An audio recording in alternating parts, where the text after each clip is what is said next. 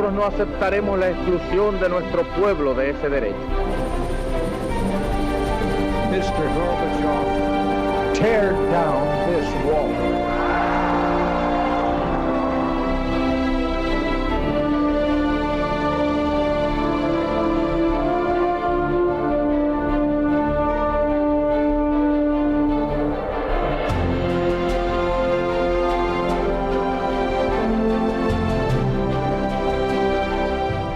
Buenas noches, señoras, caballeros, bienvenidos a Tiempos Modernos. En estos años nos han contado muchas mentiras. Mentiras sobre España, mentiras sobre Franco, mentiras sobre Cataluña, mentiras sobre Franco y Cataluña. Hoy vamos a contar algunas verdades. A lo mejor no le gustan, pero es lo que hay. Como dirían allá, al Papa y al vi. Lo vemos. Contra lo que dice la propaganda actual, pocas regiones españolas se vieron tan beneficiadas bajo el franquismo como Cataluña, y eso desde el principio. En octubre de 1936, nombrado ya Franco jefe del Estado, 128 personalidades catalanas de todos los ámbitos le escriben: como catalanes afirmamos que nuestra tierra quiere seguir unida a los otros pueblos de España por el amor fraternal y por el sentimiento de la comunidad de destino, que nos obliga a todos a contribuir con el máximo sacrificio a la obra común de liberación de la tiranía roja y de reparación de la grandeza futura de España. Entre los firmantes estaba Cambó, líder histórico de la Lliga Regionalista, que en 1936 no se alineó con la Generalitat de Companys, sino con el alzamiento. En aquel momento, miles de catalanes habían pasado ya al bando nacional para combatir, por ejemplo, en el Tercio de Montserrat contra el Frente Popular. Y cuando las tropas de Franco entraron en Barcelona, las muestras populares de entusiasmo fueron indescriptibles. Las imágenes de la época lo atestiguan. Franco visitará Cataluña en 14 ocasiones a lo largo de su mandato, cifra inusualmente alta. Barcelona, Sabadell, Berga, Lérida, Gerona. En ninguna parte de España se le aplaudió tanto. El espectacular desarrollo económico del franquismo benefició especialmente a Cataluña, pero no se trata solo de dinero. Por ejemplo, no es verdad que bajo el franquismo estuviera prohibido el catalán. Es cierto que no podía enseñarse en las aulas, como en ninguna otra lengua oficial en ningún otro país de Europa, pero la edición de libros en catalán fue continua. En 1942, por ejemplo, aparece el libro Rosa Mística, de Mossèn Camil Hayes. En 1952, precisamente en una visita de Franco a Cataluña, se inaugura la Catedral Milà i Fontanals para el estudio científico de la lengua catalana. Y poco después, Guillermo Díaz Playa comenzaba sus exposiciones del libro en catalán. Los nombres catalanes de la cultura española del momento son elocuentes: Ignacio Agustí, José Pla, Eugenio d'Ors, Fernando Valls Taverner, Martín de Riquer, José Sert, Salvador Dalí. Podríamos multiplicar los ejemplos, y en la política lo mismo. Franco tuvo no menos de 20 ministros catalanes. Uno de los más relevantes fue Laureano López Redó, eminencia gris del régimen durante años. A la altura de 1971 había 61 procuradores en Cortes, 4 ministros y 10 consejeros nacionales que eran catalanes. ¿Cuándo estuvo tan representada Cataluña en las Cortes españolas? Se preguntaba Santiago Udina, uno de los más conspicuos representantes del franquismo catalán, y era verdad.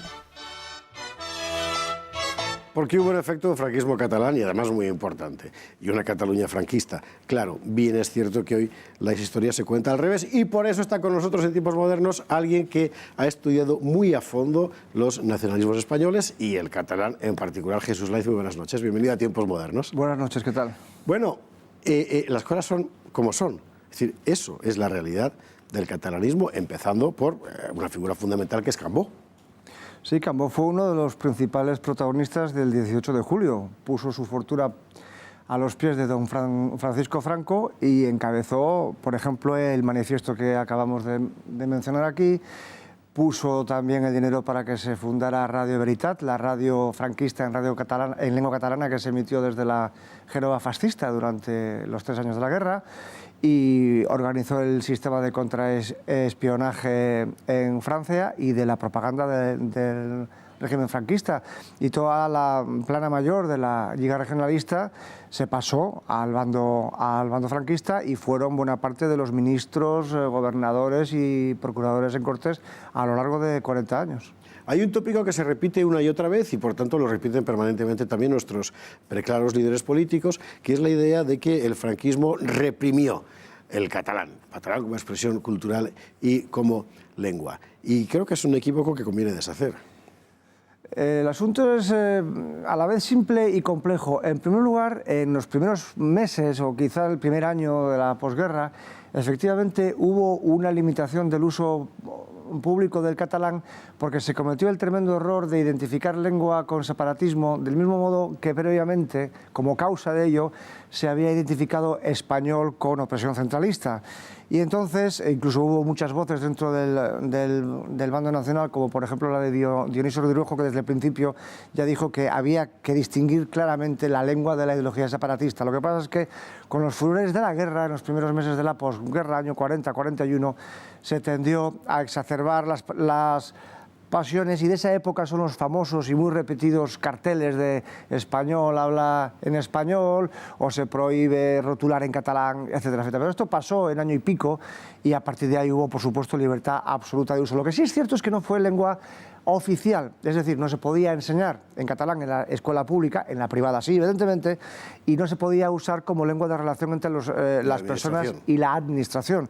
Pero es que es exactamente lo mismo que sucedía en la Francia republicana, en Inglaterra, en Alemania y en Italia. En ningún otro país del mundo, ni durante los años 50, 60, 60, ni hoy, hay otra lengua oficial que la nacional, digamos, ¿no?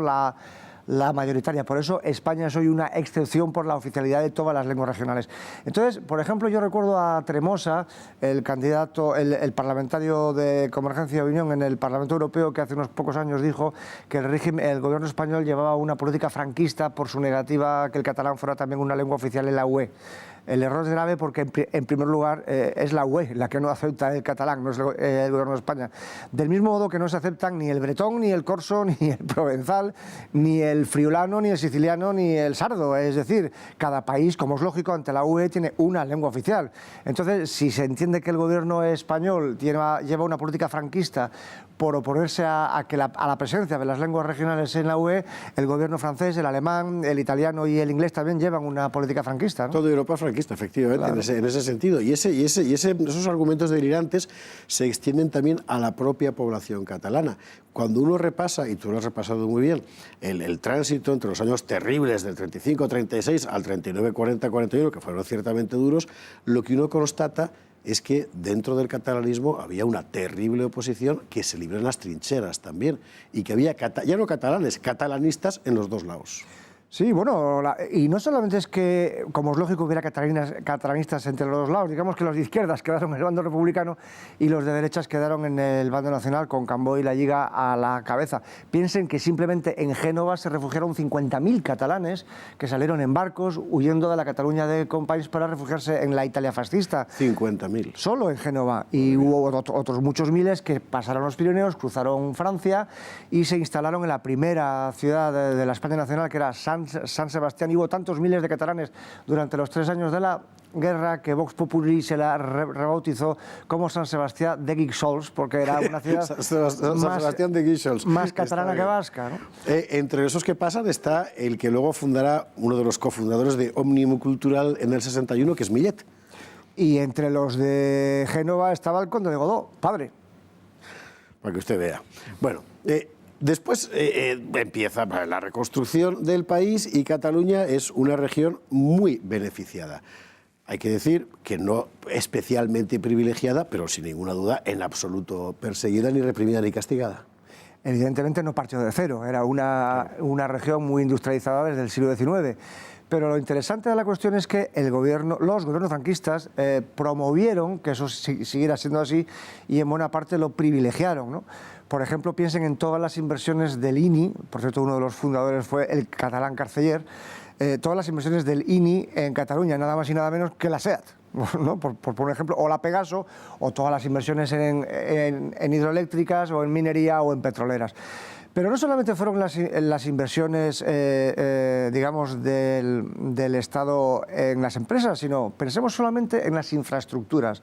Cuando muere Franco en el año 75, el 6% Cataluña, que es el 6% del territorio nacional, contaba con el 45% de los kilómetros de autopistas. Solamente ese dato ya refleja que, evidentemente, el régimen, que no eran precisamente unos tontos, promovieron, en primer lugar, las dos regiones más industrializadas para que tuvieran buena comunicación entre sí y con Francia, porque no en vano son las dos regiones que están limítrofes con Francia, que son el País Vasco y Cataluña. Por eso las primeras autopistas españolas, ya de los años 60, son las catalanas, las vascas y la que une Bilbao con Barcelona.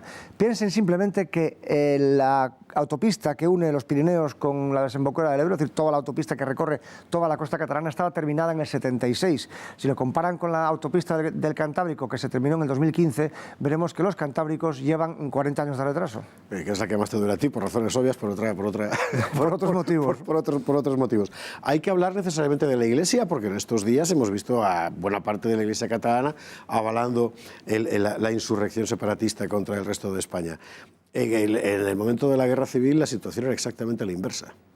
Pues sí, nada más y nada menos tenemos al cardenal primado de España, el cardenal Goma, que se pone al frente de la cruzada, bautizada así por él y por Pla y Daniel, otro cardenal catalán, y por el obispo de Gerona, Cartañà inglés, tres esenciales figuras de la Iglesia catalana que se pusieron a servicio de Franco. Y tenían sus buenas razones, porque la escabechina que estaba haciendo la República, el Frente Popular, en fin, entre el clero catalán fue atroz. Hay un caso particularmente simpático o particularmente antipático, según cómo se mire, que fue el de Mosén Armengou, Mosén Cametes, que le llamaban, que según parece tenía las piernecitas muy cortas. Este señor fue un catalanista de los años 20-30, que, claro, cuando llegó la escabechina, como muy bien dices, del 36, pues evidentemente salvó su pescuezo pasándose al bando franquista, se hizo más franquista que nadie, y en los años 50 empezó a volver a sus orígenes, escribió un libro absolutamente repulsivo